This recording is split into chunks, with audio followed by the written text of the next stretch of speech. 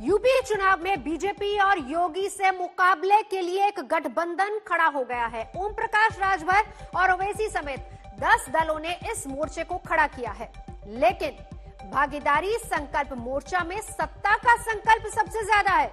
गठबंधन का एजेंडा और फॉर्मूला जाति और जोड़ तोड़ को हवा देने वाला है। राजभर के मुताबिक 5 साल में 5 सीएम बनेंगे, जिनमें मुसलमान से लेकर राजभर, चौहान, कुशवाहा और पटेल समाज के नेता होंगे। हर साल 4 डिप्टी सीएम का फॉर्मूला रखा गया है, यानी 5 साल में 20 डिप्टी सीएम बनेंगे। चुनाव दूर हैं, नतीजे क्या होंगे पता नहीं, लेकिन सत्ता सीएम का फॉर्मूला तैयार है। भागीदारी संकल्प मोर्चा का स्पष्ट है कि चुनाव के बाद सरकार बनती है हम लोगों की, तो जब 22 में सरकार बनेगी तो चुनाव में 5 साल में 5 मुख्यमंत्री, एक मुसलमान एक साल राजभर, एक साल चौहान, एक साल कुशवाहा, एक साल पटेल, हम 5 साल में 5 मुख्यमंत्री। आज भी सीएम बनने के लिए बेचारे कुशवाहा समाज के लोग एकदम ताक रहे हैं कि कब मिलेगा कब मिलेगा। तो इसी नाते हमने कहा कि क्यों ताका जाए, क्यों न बनाने के लिए, हम जब वोटवे से बनना है तो हम सब लोग अपना वोट बना करके एक साल खुद बना लिया जाए, कोई किसी को नहीं ताकेगा। 1 साल में 4 डिप्टी सीएम, 5 साल में 5 सीएम और 20 डिप्टी सीएम देंगे। किसी भी साथी को किसी चीज की कमी नहीं होगी मोर्चे में। 22 में सरकार बना करके और बहुत सी चीजें दी जाएंगी। सभी पार्टियां भाषण चाहे जो कुछ दे, सभी पार्टियां जाति के आधार पर चुनाव लड़ती हैं, जाति आधार पर टिकट बांटती हैं, जाति आधार पर मंत्री बनाती हैं, जाति आधार पर थाने पर पोस्टिंग, जिले पर पोस्टिंग जाति आधार पर हो रही हैं। ये तो सबका चलता है। भागीदारी संकल्प मोर्चा हमने बनाया है, जिसमें बाबू सिंह कुशवाहा, असदुद्दीन ओवैसी, प्रेमचंद प्रजापति, बाबूराम पाल, रामसागर बिंद, रामकरण कश्यप, अनिल चौहान, कृष्णा पटेल, ओम प्रकाश राजभर, हम 10 लोग मिलकर के भागीदारी संकल्प मोर्चा बनाए हैं। और उत्तर प्रदेश की 403 सीट पर हम लोग चुनाव लड़ेंगे और 300 प्लस जीतेंगे भी और उत्तर प्रदेश में सरकार बनाएंगे। चलिए, इसी फॉर्मूले को लेकर हम बात करते हैं। डिप्टी सीएम दिनेश शर्मा हमारे साथ मौजूद हैं। दिनेश जी, स्वागत है आज तक पर। ये जरा भानुमति का कुनबा जिस तरीके से जुड़ा है, कुछ समझाएंगे? समझ में आ रहा है? क्योंकि मैं उस लाइन से शुरुआत करूंगी, किसी भी साथी को निराश नहीं करेंगे। तो यहाँ मतलब साथियों को सेटिस्फाई करना है, जनता के लिए काम करना नहीं करना वो बात की बात होगी। नहीं, देखिए, भारतीय जनता पार्टी की नीति बिल्कुल अलग है। हम साथियों को, जातियों को, संप्रदाय को, क्षेत्र को संतुष्टि तो देते हैं, लेकिन हमारा प्रथम कर्तव्य होता है कि हम पूरे उत्तर प्रदेश की सभी वर्ग की, सभी जाति की जो जनता है उसको संतुष्टि दे। यानी जनता की संतुष्टि हमारा कर्तव्य है, व्यक्ति की संतुष्टि हमारा कर्तव्य नहीं है। ये भारतीय जनता पार्टी की स्पष्ट नीति है। मैं किसी भी राजनीतिक नेता के बयान पर कोई टिप्पणी नहीं करता। मैं केवल इतना ही कहता हूं कि चुनाव आते आते सपनों के सौदागर बढ़ते जा रहे हैं, जो सपनों को बेच रहे हैं। तमाम जगह ऐसा है। मैं किसी नेता विशेष पर टिप्पणी नहीं कर रहा हूं। कभी कहीं कोई कहता है मैं बिजली माफ कर दूंगा, कहीं कहता है कोई मैं फलाना टैक्स माफ कर दूंगा, कोई कहता है कि मैं इतने लोगों को पद दे दूंगा। ये वायदे करके आना, जनता के लिए क्या कर दूंगा, ये किसी के मुंह से शायद नहीं निकलता भारतीय जनता पार्टी को छोड़कर। हमने विकास का वायदा किया था और विकास के वायदे में जितनी भी चीजें रखी थी, आपको जानकर अच्छा लगेगा, उन चीजों से भी ज्यादा जो हमने वायदा नहीं भी किया था, उन वायदों से बढ़कर हमने काम किया है।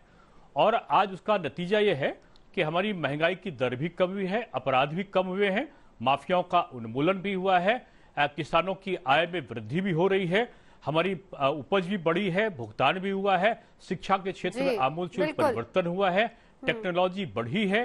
यानी उत्तर प्रदेश आज एक समग्र समृद्ध राज्य की श्रेणी में उत्तर प्रदेश आया है। इसका मतलब है कि हमने हित चिंतन जनता का जिक्र किया कि चुनाव आते आते सपनों के सौदागर बढ़ जाते। वैसे एक सपना इन्होंने ये भी देखा है कि 5 साल में 5 सीएम होंगे, हर साल 4 डिप्टी सीएम होंगे, यानी कि जब तक 5 साल पूरे होंगे 20 डिप्टी सीएम बन जाएंगे। नहीं, देखिए, मेरे बहुत अच्छे, मैं उनका बहुत सम्मान करता हूं। मैं उनके बारे में टिप्पणी नहीं कर रहा हूं, लेकिन मैं उन लोगों के लिए जरूर, सभी के लिए कह रहा हूं कि मुंगेरी लाल के हसीन सपने बहुत से लोगों के लिए अच्छे हो सकते हैं दिन में देखना, लेकिन ये तो चुनाव के मैदान में आने के बाद जनता के प्रति किसने क्या किया जब उसको दायित्व मिला था, इसका विश्लेषण जनता करती है। जनता जरूर तुलना करेगी कि पिछली सरकारों ने क्या किया था। गन्ने की मिलें थी, सब बेच रहे थे, बंद हो रही थी। बीजेपी सरकार आई तो नई गन्ना के मिलें भी खुला और जितनी 119 गन्ना मिले थी चल रही थी, सबके बकाये का भुगतान भी किया। गेहूं के क्रैकन भी खोले और सरकार ने खरीद के कई लाख मीट्रिक टन हमने खरीदारी भी की, चाहे धान हो, चाहे गेहूं, चाहे अन्य अनाज हो। ये सारी चीजें लोग देखने लगते हैं ना, और तुलना के बाद उसका निर्णय लेते हैं। इसलिए बीजेपी को 300 से ऊपर सीटें मिली थी और अब की भी आप मान के चलिए कि पिछला रिकॉर्ड हमारा टूटने वाला है। ये घबराहट है सारे दलों में। ये दल अलग अलग मिलकर लड़े हमसे, अप्रत्यक्ष रूप में एक दूसरे का सहयोग लिया। बाद में ये कभी 2 लोग मिलकर लड़े और नारा दिया उत्तर प्रदेश के 2 लड़के सबसे निराले, सबसे अच्छे, दोनों लोग हार गए। बाद में किसी ने रिश्तेदारी जोड़ी और किसी ने कोई भतीजा बना, कोई कुछ और बना, और 2 बड़े दल जो प्रमुख दल हैं वो मिलकर लड़े, वो भी हारे। सपा बसपा कांग्रेस मिलकर लड़े, वो भी हारे। लोकदल मिला, वो भी हारा।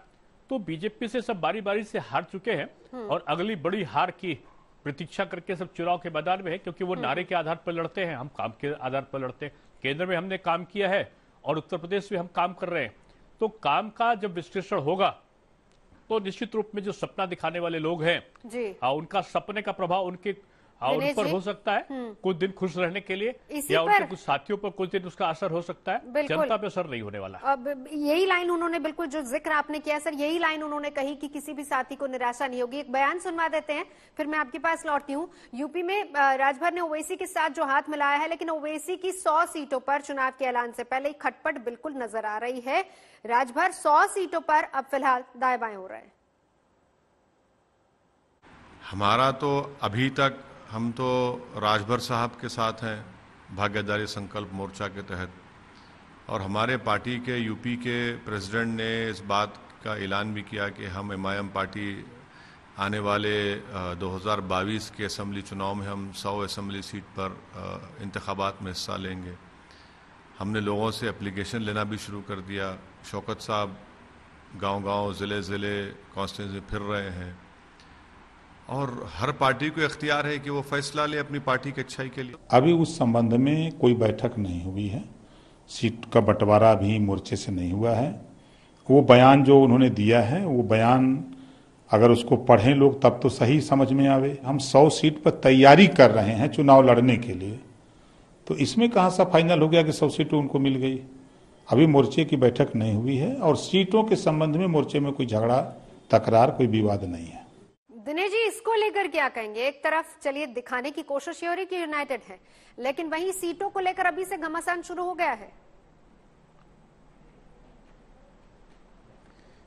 देखिए, विपक्ष में खलबली है और वो समय समय पर विभिन्न प्रकार के लोभावने नारों के आधार पर विभिन्न प्रकार के नए नए भेष बदल के, कोई भगवान विष्णु का अवतार बन के गीतों का सृजन कर रहा है, कोई 100 सीटें लड़ने की धमकी दे के दूसरों को ब्लैकमेल कर रहा है, कोई विभिन्न प्रकार के मंत्रियों को बनाने की बात कर रहा है, कोई विभिन्न प्रकार की चीजों को छूट देकर आकर्षण करने का लोगों को प्रयत्न कर रहा है। ये चुनाव आने तक का लोग विभिन्न प्रकार के रूपों को धारण करेंगे, विभिन्न प्रकार के वक्तव्यों को देकर, विभिन्न प्रकार के लोभावने नारे देकर चुनाव मैदान में कूदने का प्रयत्न करेंगे।